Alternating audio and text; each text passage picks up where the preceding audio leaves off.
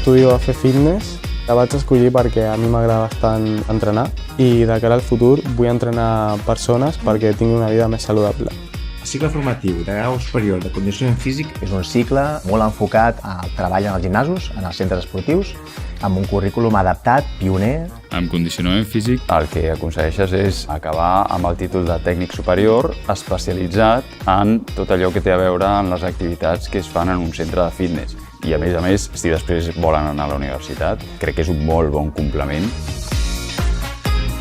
Té una sortida superbona perquè està molt de moda i cada cop surten tendències noves que són molt atractives pel públic i tenir aquesta titulació et dona aquest gran ventall de possibilitats dintre del món del fitness.